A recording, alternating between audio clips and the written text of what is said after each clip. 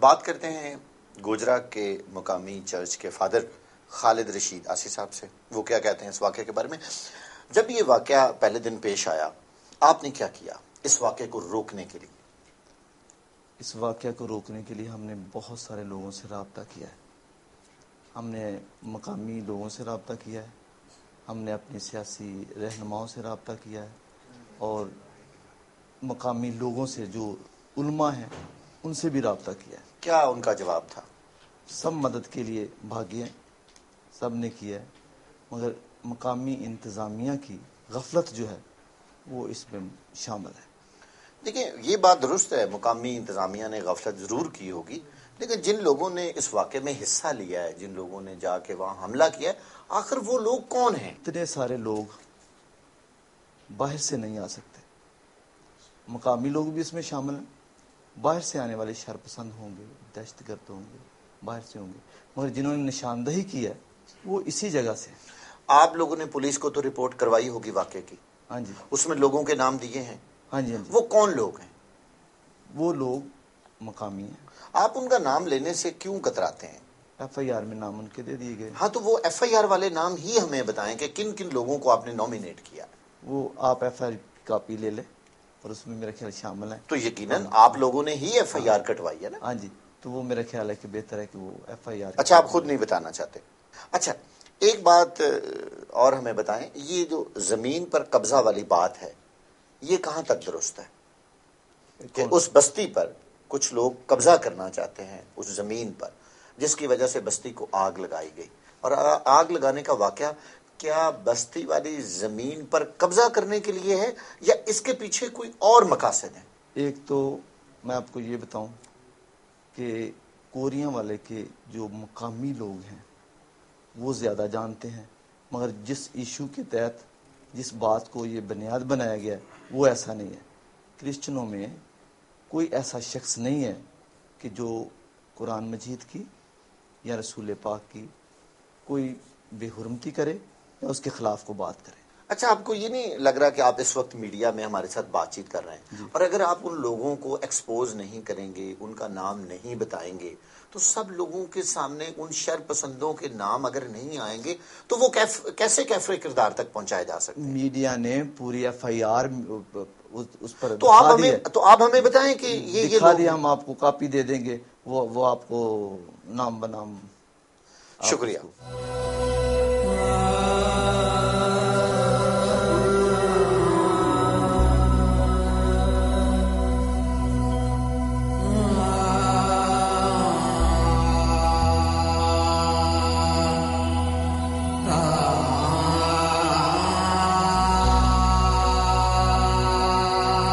آپ کا نام کیا ہے؟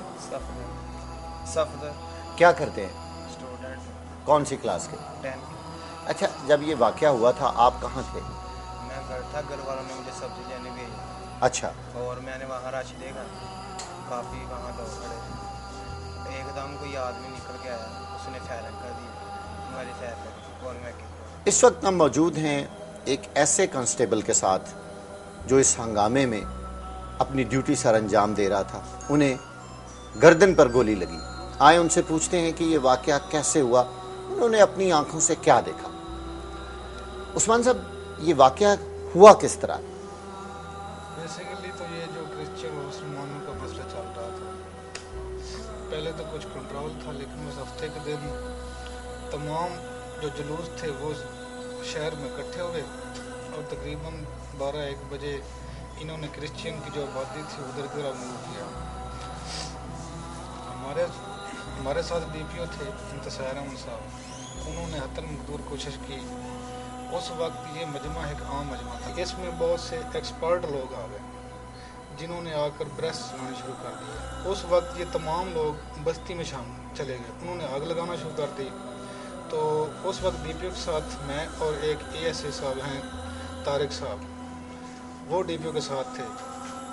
جب دیکھا کہ بستی کو جلایا جا رہا ہے, بچے جل رہے ہیں, تو ڈی پی او صاحب نے کہا کہ یار جس طرح بھی ہو ان کو بچاؤ اور روکو. میں اور طارق صاحب نکلے, ہمارے پاس ٹیئر گیس گن تھی. جب ہم نے ٹیئر گیس گن چلائی تو وہ لوگ کچھ پیچھے ہٹے, تو ہمارے پاس وہ ٹیئر گیس گن जो थी वो शेल होते हैं वो भी ख़त्म हो गया। तो अचानक मुझे इधर गोली लगी है गर्दन पर, मैं उधर ही गिर पड़ा। अच्छा, ये जो ट्रेंड लोग हैं जिनका भी आप जिक्र कर रहे हैं, आपके ख्याल में ये कौन लोग हो सकते हैं? ये किसी तंजीम के लोग हैं। ज़ाहिर है आप पुलिस में काम करते हैं और आपको इस चीज़ का बखूबी अंदाज़ा होगा कि एक आम शख्स की फायरिंग और ट्रेंड लोगों की फायरिंग में कितना फ़र्क होता है। ये जो आम शख्स वो फायर अगर करता भी है तो वो हवाई करेगा, उनको नहीं डर, उन्होंने बैठ कर सीधे बेस्ट मारा। और वो अक्सर उन देखने में वो नकाब पोश भी थे। नकाब पोश लोग थे। अच्छा, आपको कोई यहाँ पूछने आया है, कोई पुलिस वाला या कोई पता करने नहीं आया आपकी पुलिस फोर्स के? मैं फैसलाबाद से आया हूँ, आरजी ड्यूटी के लिए आया था। हमें भेजा गया था सिर्फ एक रात के लिए, मगर अभी तक कोई भी नहीं आएगा पूछने के लिए। वाक़या हुआ कैसे था?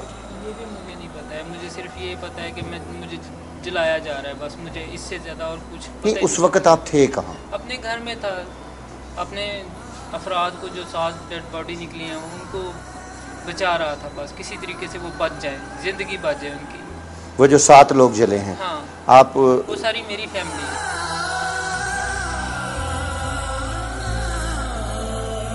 नाज़रीन, अभी हमने बातचीत की गवर्नमेंट आईकॉम हॉस्पिटल गोजरा में उन मरीजों, उन जख्मियों से जो इस हादसे का शिकार हुए।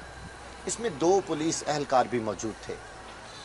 वज़ीर आला पंजाब, गवर्नर पंजाब और बहुत सारे दूसरे आला हुक्काम के यहाँ आने के बावजूद तमाम लोग अभी तक एक अजीब से खौफ में मुब्तला है।